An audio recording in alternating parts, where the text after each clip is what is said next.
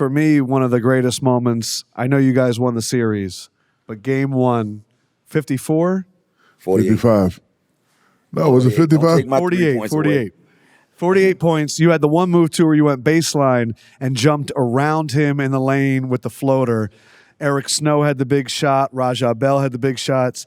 That, I know y'all won, but you hadn't lost at all. That felt like a championship, that game one, man. No, it didn't. Damn. So to me, it was like one of the great. What was it like for you to take game one in that series? Man, because they were juggernauts. You know what I mean? The perfect two superstars, and then you got all them guys around them that Derek make Fisher, yeah. The perfect puzzle. You know what I mean? And it's crazy because everybody talked about how Kembe did a good job on him.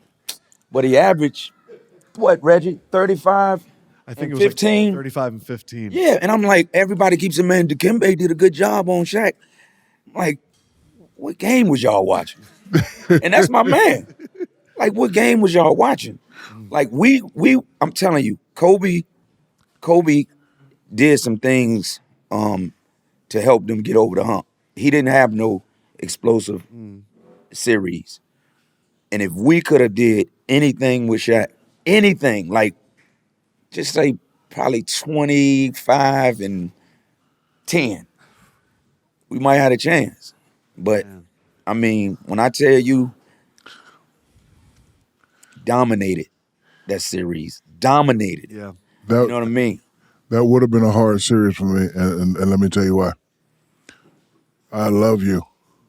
Usually I have to go into a series mad to get into that mode, but I just couldn't. Like, AI's my boy, AI's my boy. And Jerome knew that.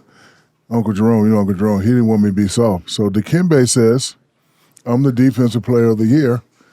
We don't need the double team. So I'm just like, oh, we about to play Philly, I don't know. And Uncle Jerome brings an article. He said, hey, man, Dikembe said he's going to play you one-on-one. Bro, you just trying to get me pumped. I'm going to be ready. He said, no, that's what he said. So I looked at it, and it was quotes. And I said, yeah. And then we watching TV that night, and he said, I'm Dikembe Mutombo. I'm the defensive player of the year. So now I'm pissed. So now the first play of the game, I get it. And this standing behind me, I'm like, oh, they're not going to double me? And then Dikembe made the mistake of 7'4", going to 6'11", and he put his face right behind my shoulder. I try to knock his teeth out of his mouth every time. Up on him, threw the ball, and it just won't even a dunk. It just, man, look here. When he would physically impose himself on people, did you feel bad watching like Todd McCullough or Dikembe taking one right to the face? Yeah, I felt bad. Hell yeah. I felt bad for them, and I felt bad for me for losing. You know what I mean? Like, just couldn't nobody, like, you know, I love the centers today. I love the way the game is elevating. I love, you know, the skill set of a lot of centers. But I'm talking about the word dominant is Shaq.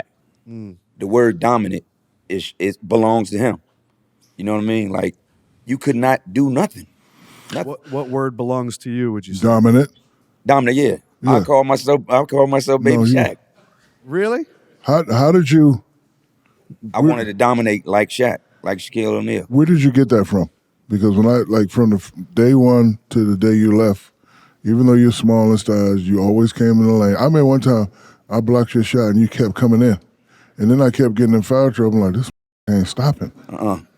So, like, I throw that thing to the ceiling. Yeah, you did. But my question is, like, where'd you get that mental fortitude to say? Football player. Where I'm from, I remember Stephen A. said something a while back. He was like, after all the stuff that he been through in his life, the game is easy when you make it from where I'm from. It's just a game. I was telling Reggie, my man, keep bringing him up because he's my basketball head. Like, we always just talk basketball. And he was like, man, did you get nervous before games? And I was like, hell yeah. Like, I got nervous if I played one-on-one. I got nervous pickup, preseason game, regular season game. So every game is the same to me. I'm gonna play the same way, regardless if it's the first game of the season or we're in the finals. I'm gonna play the same way. You know what I mean? And all it take is, the nervous energy. All it takes is somebody to run into you one time, and then I just go away. I want to talk about what's on the hoodie, because that moment, the step over, it was against you guys. So you step over to Ron Lue, another moment that kind of becomes iconic, where at the time you probably had no idea it would come that way. I'm curious what it was like from your perspective, and then you facing him in that moment where, like, you appreciate greatness. And I think so, but it was against your teammate. So maybe I'll let you go first. There's two answers.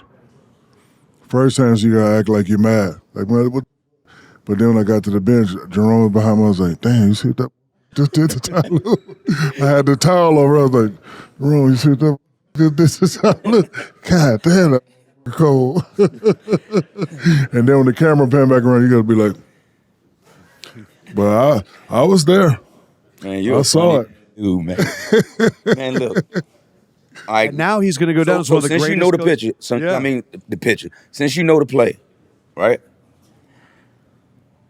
Did you see anything out of the ordinary that he did on that play? Thinking back, You no. weren't watching it too good. Was he fouling you? He was holding my hand. Ah. He was holding my hand on that play. See, because I think of the whole story going up was, here was young Tyronn Lue. He got the same braids. He was trying to be the Iverson stopper. Like, it seemed like he was trying to create this image to be the guy that stopped you. And so I thought that was the buildup of it. He told me, he said, Shaq and Kobe was on him because he looked up to me when he was in college. And they was saying, basically, you gonna let him bust your, Yeah. you know what I mean? Pause. Damn. No, that's okay. Yeah. He gonna, and that's why, I mean, he was, man, I'm gonna put him in there too. I'm gonna put Ty in there with, Play Me Tough. Cause He's one of the best coaches of all time now. And I love him, dog. I love that dude so much. And look, I remember when he got traded to the Wizards. So we had the free throw line, and he was like doing what he do, pestering me. And I was like, man, go ahead with that. I said, man, that little $5 million you got paid, man, that's because of me. He said what I would say. He looked at me and said, thank you. And I laughed, and we've been like this ever since. He's awesome. So look, brother, we know we got to go. I want to say thank you for taking time, and I will see you in the Reebok office soon. We got a lot of work to do. We don't really have a basketball program, so I'm not going to bother you a lot, but they need you to make some calls and go check out some kids, and see you in about 20 minutes, and I appreciate you, and I love you. I love your family. Love you too. You know, if you ever need anything from me, brother, thanks, big bro. I'm always there. All right? I appreciate Give it you. up for Allen Iverson, everybody. Love you, my boy. I'll see you in a few. You got to go. That was painless.